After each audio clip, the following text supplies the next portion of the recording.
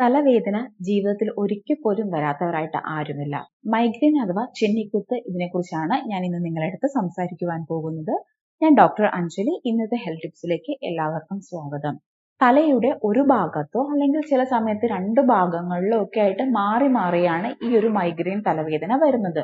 Migraine തലവേദന ഉണ്ടാവാനുള്ള കാരണം എന്ന് പറയുന്നത് നമ്മുടെ ബ്രെയിനിൽ എന്തെങ്കിലും ഒരു സമ്മർദ്ദം മൂലം, എന്തെങ്കിലും ഒരു സ്ട്രെസ് മൂലം, ചിലപ്പോൾ അത് എക്സ്റ്റേണൽ സ്ട്രെസ് ആവാം, അല്ലെങ്കിൽ നമ്മുടെ ബോഡിയിലുള്ള ഏതെങ്കിലും ഇന്റേണൽ സ്ട്രെസ് മൂലം നമ്മുടെ ബ്രെയിനിൽ ഈ ഒരു സമ്മർദ്ദം അനുഭവിക്കുന്ന മൂലം ബ്രെയിൻ റിയാക്ട് ചെയ്യുന്ന ഒരു രീതിയാണ് ഈ ഒരു തലവേദനയായിട്ട് നമുക്ക് പ്രൊഡ്യൂസ് ചെയ്യുന്നത്. ഒരു MRI സ്കാനിങ് ചെയ്താലോ അല്ലെങ്കിൽ ഒരു CT സ്കാൻ എടുത്താലോ പല ബ്ലഡ് ടെസ്റ്റ് ചെയ്താലോ ഒന്നും നമുക്ക് ഈ ഒരു തലവേദന, മൈഗ്രെയിൻ തലവേദന നമുക്ക് ഡയഗ്നോസ് ചെയ്യാൻ സാധിക്കുകയില്ല. സിംറ്റംസ് വെച്ച് നോക്കിയിട്ടാണ് നമ്മൾ ഈ ഒരു മൈഗ്രെയിൻ തലവേദന ഡയഗ്നോസ് ചെയ്യുന്നത്. ഞാൻ ഓൾറെഡി പറഞ്ഞു, ഈ മൈഗ്രെയിൻ തലവേദന നമ്മുടെ ബ്രെയിനിൽ ഉണ്ടാകുന്ന ഒരു ട്രിഗർ മൂലം ബ്രെയിൻ റിയാക്ട് ചെയ്യുന്ന ഒരു രീതിയാണ് ഈ ഒരു തലവേദനയായിട്ട് നമുക്ക് അനുഭവപ്പെടുന്നത്.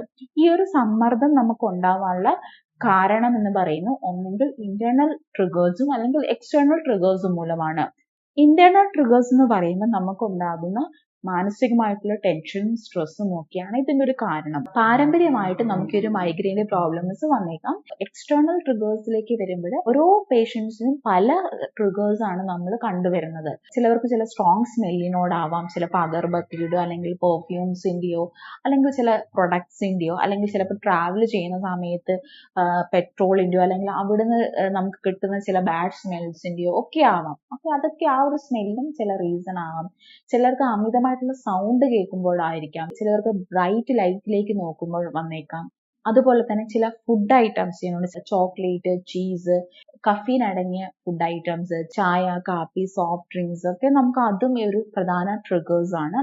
സോ ഇത് കൂടാതെ തന്നെ ഉറക്കക്കുറവ് മൂലവും നമുക്ക് വന്നേക്കാം. അതുപോലെ തന്നെ ലേറ്റ് ആയിട്ട് ഉറങ്ങുന്നവരിലും സ്ലീപ്പ് വളരെ ഡിസ്റ്റർബ്ഡ് ആവുന്നവർക്കും ഒക്കെ ഈ ഒരു മൈഗ്രെയിന് ട്രിഗർ ആയിട്ട് നല്ല രീതിയിലുള്ള തലവേദന അവർക്ക് വന്നേക്കാം. മറ്റൊരു ട്രിഗർ എന്ന് പറയുന്നത് നമ്മൾ പ്രോപ്പർ ടൈമിൽ ഫുഡ് കഴിക്കാത്തവർ, അതുപോലെ തന്നെ ബ്രേക്ക്ഫാസ്റ്റ് സ്ഥിരമായിട്ട് സ്കിപ്പ് ചെയ്യുന്നവരില്, അതുപോലെ തന്നെ പ്രോപ്പറായിട്ട് ന്യൂട്രീഷ്യസ് അടങ്ങിയ ഭക്ഷണങ്ങൾ കഴിക്കാത്തവരിലും ഈ ഒരു മൈഗ്രെയിൻ്റെ ഇഷ്യൂസ് റിക്കറൻ്റ് ആയിട്ട് നമ്മൾ കണ്ടുവരുന്നുണ്ട്. അതുപോലെ തന്നെ പ്രധാനമായിട്ട് നമ്മൾ വെള്ളം കുടിക്കുന്നത് തീരെ കുറവുള്ളവരിലും പ്രോപ്പറായിട്ട് നമ്മുടെ ശരീരത്തെ ഹൈഡ്രേറ്റ് ചെയ്യാത്തവരിലും ഈ ഒരു മൈഗ്രെയിൻ തലവേദന റിക്കറൻ്റ് ആയിട്ട് കണ്ടുവരുന്നുണ്ട്. യൂഷ്വലി മെയിൽസിനെക്കാളും ഫീമെയിൽസിലാണ് ഈ ഒരു മൈഗ്രെയിൻ തലവേദന കൂടുതലായിട്ട് കണ്ടുവരുന്നത്. ഫീമെയിൽസിന് പീരിയഡ്സ് ആകുന്നതിന് തൊട്ട് മുന്നേ ഉണ്ടാകുന്ന ഹോർമോണൽ വേരിയേഷൻസ് കൊണ്ടും അവർക്ക് സ്ഥിരമായിട്ട് ആ ഒരു സമയങ്ങളിൽ ഈ ഒരു മൈഗ്രെയിൻ ഹെഡേക്ക് വരാറുണ്ട്. കോൺട്രാസെപ്റ്റീവ് പിൽസ് യൂസ് ചെയ്യുന്ന ഫീമെയിൽസിലും അതിനുശേഷം അവർക്ക് ഈ ഒരു മൈഗ്രെയിൻ തലവേദന കണ്ടുവരുന്നുണ്ട്. തലവേദന വരുന്ന സമയത്ത് പെയിൻ കില്ലേഴ്സ് ചിലവർ ഡോക്ടറിന്റെ പ്രിസ്ക്രിപ്ഷൻ ഇല്ലാതെ എടുക്കാറുണ്ട്. സോ സ്ഥിരമായിട്ട് ചിലപ്പം ഈ ഒരു പെയിൻ കില്ലേഴ്സ് കഴിക്കുന്നത് മൂലം ചിലപ്പോൾ അവർ ഒരു പെയിൻ കില്ലർ കഴിക്കും, ഒരു 2 to 3 hours കഴിയുമ്പോൾ വേദന കുറയുന്നില്ലെങ്കിൽ അവർ പിന്നെയും ഒരു പെയിൻ കില്ലർ എടുക്കും. അങ്ങനെ സ്ഥിരമായിട്ട് ഈ ഒരു പെയിൻ കില്ലറിന്റെ ഓവർ യൂസ് മൂലം ആ ഒരു മെഡിസിന്റെ സൈഡ് എഫക്റ്റ് കാരണം ഇവർക്ക് ഈ ഒരു മൈഗ്രെയിൻ തലവേദന റിക്കറൻ്റ് ആയിട്ട് പിന്നീട് അടുപ്പിച്ചടുപ്പിച്ച് വരാനൊരു കാരണമാകുന്നുണ്ട്. സോ ഇതിന് നമ്മൾ മെഡിക്കേഷൻ ഓവർ യൂസ് ഹെഡേക്ക് എന്നാണ് പറയുന്നത്. പെയിൻ കില്ലേഴ്സ് അമിതമായിട്ട് ഓവർ യൂസ് ചെയ്യുന്നത് കൊണ്ടാണ് ഇങ്ങനത്തെ ഒരു തലവേദന റിക്കറൻ്റ് ആയിട്ട് വരുന്നത്. സിംറ്റംസിലേക്ക് വരുമ്പോൾ മൈഗ്രെയിൻ്റെ തലവേദന എന്ന് പറയുന്നത് ഒരു തരം പൾസേറ്റിംഗ് ടൈപ്പ് പെയിൻ ആയിരിക്കും. നമ്മുടെ കണ്ണിന്റെ ഒരു വശത്തോ അല്ലെങ്കിൽ ചില സമയത്ത് നെക്സ്റ്റ് ടൈം വരുമ്പോൾ ഓൾട്ടർനേറ്റ് സൈഡിലോ അല്ലെങ്കിൽ തലയുടെ പിൻഭാഗത്തേക്കോ ഒക്കെ ഈ ഒരു തലവേദന പോകാറുണ്ട്. ചിലർക്ക് കണ്ണിന്റെ ഈ ഒരു പോയിന്റിൽ നിന്ന് തുടങ്ങിയിട്ട് തലയുടെ ഈ ഭാഗത്തേക്ക് സ്പ്രെഡ് ആകുന്ന രീതിയിലും തലവേദന വരാം. ചിലപ്പോൾ 2 വശങ്ങളിലായിട്ട് തലവേദന വരാം, ഇല്ലെങ്കിൽ കണ്ണിന്റെ മുകളിൽ ഈ ഒരു ഭാഗങ്ങളിലായിട്ട് മാത്രമായിട്ടും തലവേദന കണ്ടുവരാം, ഇല്ലെങ്കിൽ തലയിൽ ഫുള്ളായിട്ടും വേദന അനുഭവപ്പെടാറുണ്ട്. ഒരുതരം പൾസേറ്റിംഗ് ടൈപ്പ് ഓഫ് പെയിൻ ആണ് ഇതിൽ പ്രധാനമായിട്ടും കണ്ടുവരുന്നത്. സോ ഈ തലവേദനയോടൊപ്പം അമിതമായിട്ടുള്ള ക്ഷീണവും ഓക്കാനും ഛർദിലും കണ്ടുവരാറുണ്ട്. ഛർദിച്ചതിന് ശേഷം ഇവർക്ക് ആ ഒരു തലവേദന കുറച്ച് ആശ്വാസം ലഭിക്കാറുണ്ട്.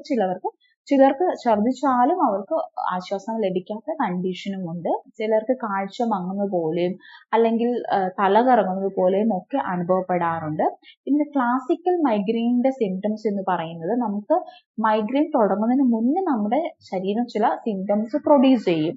ചിലപ്പോൾ കണ്ണിനൊരു മങ്ങലായിട്ടോ അല്ലെങ്കിൽ കണ്ണിന് ചുറ്റും ഒരു വലയം രൂപപ്പെടുന്നത് പോലെയോ അല്ലെങ്കിൽ നമ്മുടെ കണ്ണിന്റെ താഴെയുള്ള ഞരമ്പുകളിൽ ചെറുതായിട്ട് ഇങ്ങനെ പിടയ്ക്കുന്നത് പോലെയോ ഇല്ലെങ്കിൽ കൈ വിരലുകളുടെ അറ്റങ്ങളിൽ ഇങ്ങനെ ഒരു തരിപ്പ് പോലെയോ ഇങ്ങനെ മൈഗ്രെയിൻ വരുന്നതിന് മുന്നേ ഇവർക്ക് ചില സിംറ്റംസ് നമ്മുടെ ശരീരം പ്രൊഡ്യൂസ് ചെയ്യും. ഇത് ക്ലാസിക്കൽ മൈഗ്രെയിന്റെ സിംറ്റംസ് ആണ്. ലൈറ്റിലേക്ക് നോക്കാൻ വളരെയധികം ബുദ്ധിമുട്ട് അനുഭവപ്പെടുകയും ചെറിയ സൗണ്ട് കേൾക്കുമ്പോൾ തന്നെ ഇവർക്ക് തലവേദന കൂടുകയും ദേഷ്യം വരികയും ഒക്കെ ഇതിന്റെ പ്രധാന സിംറ്റംസ് ആണ്. മൈഗ്രെയിൻ തലവേദന സ്ഥിരമായിട്ട് അനുഭവിക്കുന്നവർക്കറിയാം ഇതിന്റെ വേദന എത്രത്തോളം കാഠിന്യമുള്ളതാണെന്ന്. സോ ഈ ഒരു മൈഗ്രെയിൻ തലവേദന പൂർണ്ണമായിട്ട് മാറ്റാനായിട്ട് നമ്മൾ എന്തെല്ലാമാണ് ചെയ്യേണ്ടതെന്ന് നോക്കാം. നമ്മുടെ ലൈഫ് സ്റ്റൈലിൽ ചില മാറ്റങ്ങൾ കൊണ്ട് തന്നെ നമുക്ക് ഈ ഒരു തലവേദന നമുക്ക് പൂർണ്ണമായിട്ട് മാറ്റാൻ സാധിക്കുന്നതാണ്.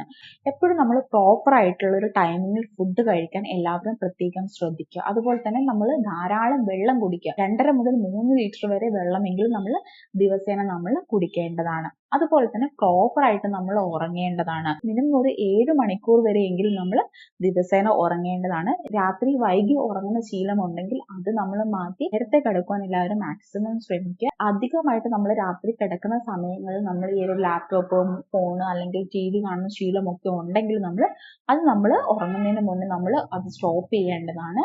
അതുപോലെ തന്നെ നമ്മളിപ്പോൾ ലാപ്ടോപ്പ് ഒക്കെ സ്ഥിരമായിട്ട് യൂസ് ചെയ്യുന്നവരാണെങ്കിൽ ഐ സ്ട്രെയിൻ മൂലം നമുക്ക് ഈ ഒരു തലവേദന വന്നേക്കാം. അതുകൊണ്ട് തന്നെ നമുക്ക് സിസ്റ്റം യൂസ് ചെയ്യുന്ന സമയത്ത് ഈ ഒരു ബ്ലൂ ലൈറ്റിനെ പ്രിവെന്റ് ചെയ്യാൻ പറ്റുന്ന രീതിയിലുള്ള സ്പെക്സ് നമുക്ക് അവൈലബിൾ ആണ്. സോ അത് കണ്ണിന്റെ സ്ട്രെയിൻ നമുക്ക് കുറയ്ക്കാൻ നമ്മളെ സഹായിക്കും. നമ്മൾ സ്ഥിരമായിട്ട് ലാപ്ടോപ്പ് ഒക്കെ യൂസ് ചെയ്യുന്നവരാണെങ്കിൽ കണ്ണിന് സ്ട്രെയിൻ തോന്നുന്ന ആ ഒരു സമയത്ത് തന്നെ നമ്മൾ ഒരു 5 മിനിറ്റ് നമ്മളൊന്ന് കണ്ണിന് റെസ്റ്റ് കൊടുക്കേണ്ടതാണ്.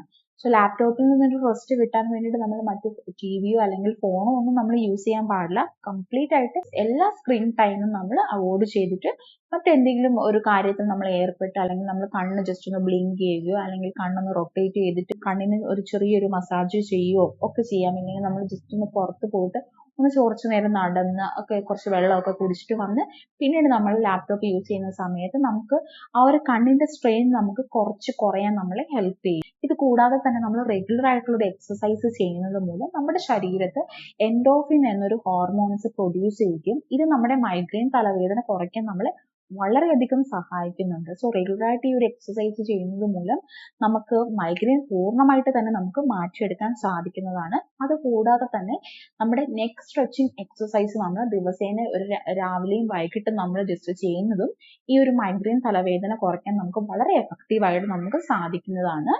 അതുപോലെ തന്നെ അമിതമായിട്ട് സ്ട്രെസ് ഒക്കെ ഉള്ളവരാണെങ്കിൽ മെഡിറ്റേഷനോ യോഗയോ ഒക്കെ പ്രാക്ടീസ് ചെയ്യുന്നതും ഇതിനെ കുറയ്ക്കാൻ നമുക്ക് വളരെയധികം സഹായം ചെയ്യുന്നുണ്ട്.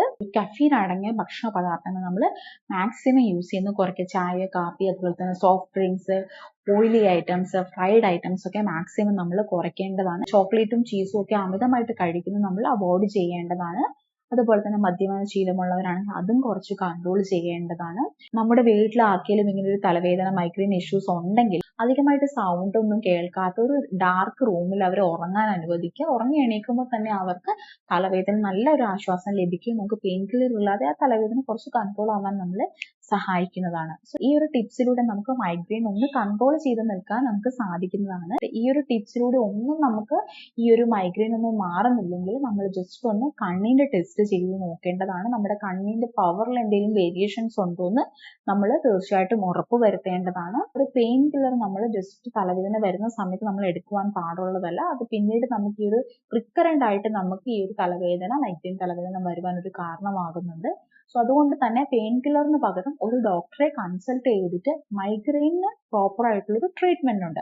ആ ഒരു ട്രീറ്റ്മെന്റ് നമ്മൾ റെഗുലർ ആയിട്ട് കുറച്ച് നാൾ എടുക്കുമ്പോൾ തന്നെ നമുക്ക് ഈ ഒരു മൈഗ്രെയിൻ നമുക്ക് പൂർണ്ണമായിട്ടും മാറ്റിയെടുക്കാൻ സാധിക്കുന്നതാണ്.